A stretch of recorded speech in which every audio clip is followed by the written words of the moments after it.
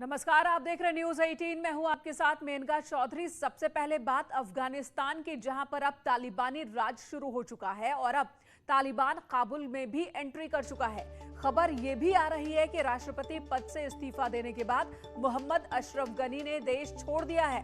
बताया जा रहा है कि वो ताजिकिस्तान चले गए हैं। तालिबान अब तक 34 में से 29 प्रांतों पर कब्जा कर चुका है और इस वक्त अफगानिस्तान में रह रहे विदेशी लोगों में अफरा तफरी का माहौल है।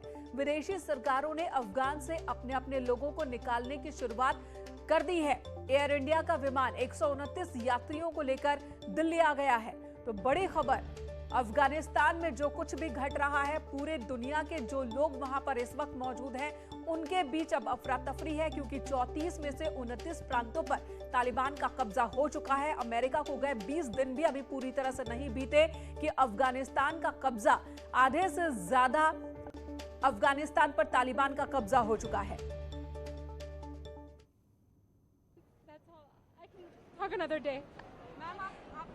मैम, किस तरह की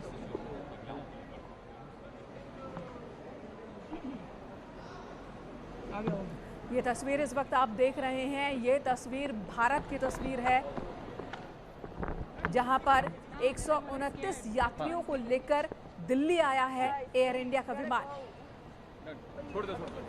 हालांकि रिएक्शन अभी कोई देना नहीं चाहता। जो हालात, जो स्थिति, जो तस्वीर ये देखकर लौटे हैं, जाहिर सी बात है कहीं ना कहीं दहशत भी होगी सबके मन के अंदर। टाइम पे जब हम लोग आ रहे थे, बट मोस्टली वहाँ पे स्टेबल ही है। जहाँ तक मैंने देखा है, इट्स स्टेबल। काबुल में कोई फायरिंग वायरिंग कुछ नहीं चला। Forces have surrendered to the Taliban on a peaceful note. No, we were a little bit nervous whether we'll be able to get out or not, because the tickets were not available, so we had to kind of... I can't believe the world abandoned Afghanistan. Our friends are going to get killed. They're going to kill us. Our women are not going to have any more rights.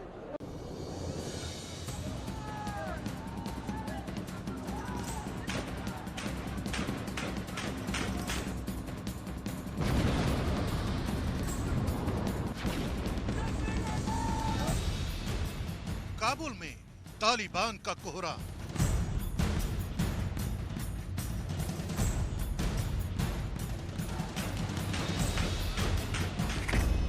चारों तरफ से घिरा काबुल।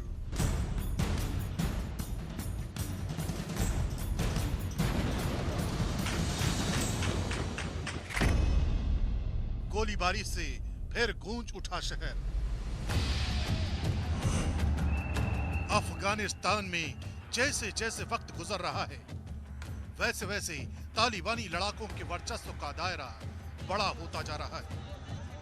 आलम यह हो चुका है कि तालिबान के लड़ाके अपने लाओ लश्कर के साथ काबुल के दरवाजे तक पहुंच गए। काबुल के चारों कोनों को तालिबान ने अपने शिकंजे में कस लिया है। ये 5 तस्वीरें अफगानिस्तान में तालिबान की दहशत को साफ बयां कर रही हैं। कहीं तालिबानी लड़ाकों ने शहरों पर कब्जा करना शुरू कर दिया है, तो कहीं अमेरिकी विमान को तालिबान ने अपने कब्जे में ले लिया है। इस बीच एयरपोर्ट पर भगदड़ वाले हालात भी पैदा हो गए हैं, जबकि अमेरिकी दूतावास में आग लगने की भी खबर आ रही है। इन सब के बीच तालिबान की तरफ से भी एक बयान जारी किया गया है। तालिबान ने अपने बयान में कहा है,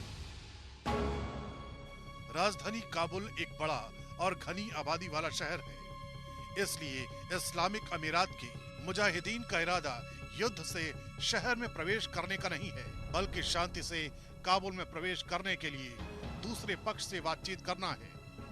हम दोहराते हैं कि इस्लामिक अमीरात का किसी से बदला लेने का कोई इरादा नहीं है।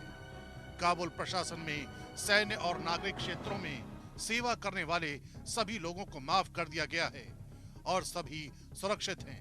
किसी के खिलाफ जवाबी कार्रवाई नहीं की जाएगी। सभी को अपने घर में रहना चाहिए और देश छोड़ने की कोशिश नहीं करनी चाहिए। اون زمانی که یک توافق در کابل صورت نگیره، در افغانستان صورت نگیره، ما به همه شما اطمینان میدم که امنیت کابل تامین است. فرزندان شما، نیروهای امنیتی شما، همه مردم آماده دفاع از کابل هستند. इतना ही नहीं, तालिबान के एक प्रवक्ता ने अपने लड़ाकों को कुछ बेहद अहम निर्देश भी दिए हैं। इस निर्देश के मुताबिक तालिबान के लड़ाकों को काबुल के गेट पर तैनात रहने को कहा गया है। तालिबान के लड़ाकों से कहा गया है कि शहर के अंदर ना घुसे।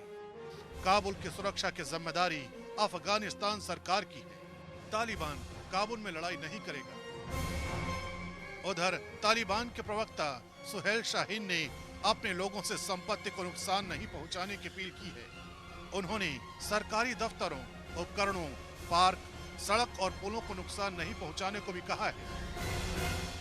साथ ही किसी को भी निजी तौर पर कोई नुकसान नहीं पहुंचाने की अपील की है। हालांकि इसके साथ साथ सभी पर सख्त नजर रखने को भी कहा गया है। भले ही तालिबान काबुल में शांति का संदेश देने का दावा कर रहा है, लेकिन तालिबान के इरादों से लोग लगातार खौफजदा हैं। और चूंकि भारत अफगानिस्तान में लगा